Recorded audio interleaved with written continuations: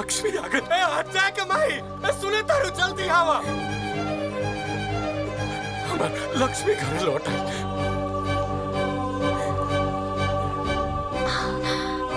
बहू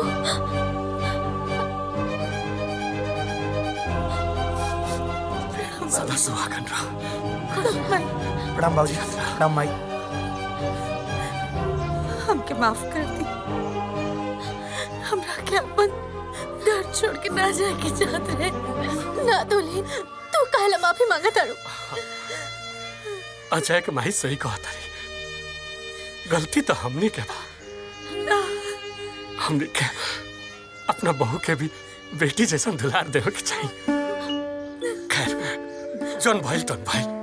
जा बहू खातिर हाथ लेके आओ। जा जा जल्दी ले आओ। अरे तू गधा खानी मुंह दिखाता रहा। उठाओ बहू से सामान उठाओ तारा। वो बैगो उठाओ।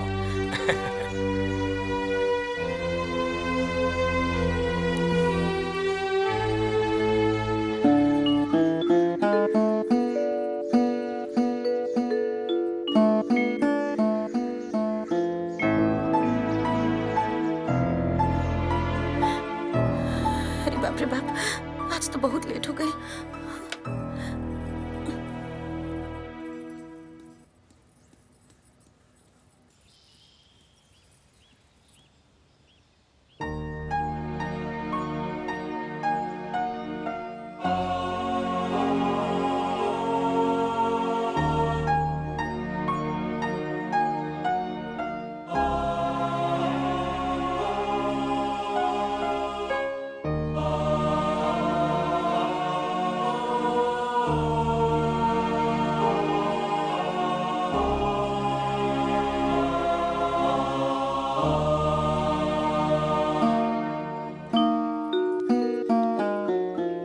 चार गो वाला ना मिलेला चूल्हा।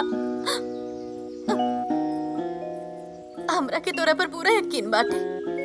तू है तू मुंह वाला से पूरा घर की अच्छे से संभाल लेबू। बस बस हाय हाय देखा हाय मिक्सर। हो पर ना दाल पीसे के पड़ी। आराम से हो में पिसा जाए।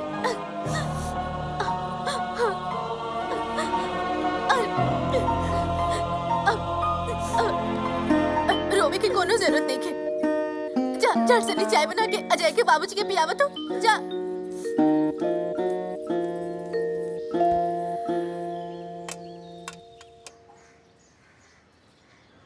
हाय ले बाबूजी चाय।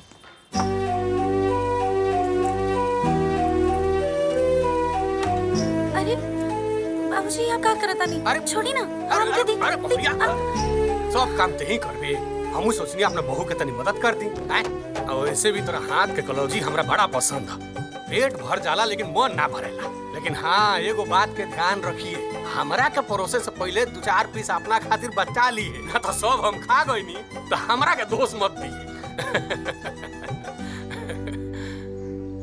अच्छा पहले चाय पी ली। जा आरती।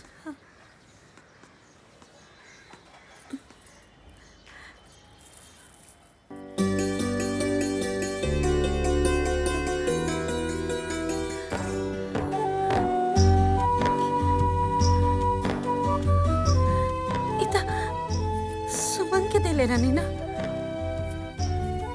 सुमन खातिर हम दूसर बनवा देनी। ई तोहरा नानी के निशानी रहे ना। एक के तू रख।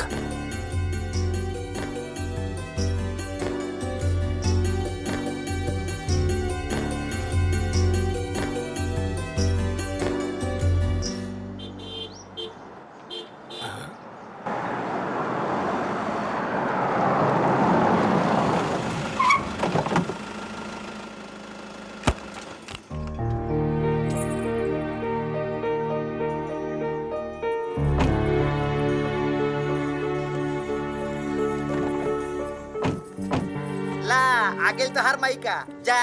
हाँ ताई देख ली हमरा मायका में कितना मान सम्मान मिलेला हमके। अच्छा बाबूजी प्रणाम। खुश रह खुश खुश रह। जियत रह जियत। अरे बिना बतौले अचानक तो नहीं का भइल? का भेल रे? बाबूजी हमरे ससुराल वालन के हमार कोनो कदर ही नइखे। ना ऐसा वहाँ रहल हमार एकदम मुश्किल हो गइल बा। सब काम हम ही के करे के पड़ेला। ये सब ससुराल छोड़ के चले। अच्छा ठीक बा ठीक बा। पर वो सामान लेके आए। इस समस्या के कोनो समाधान नहीं।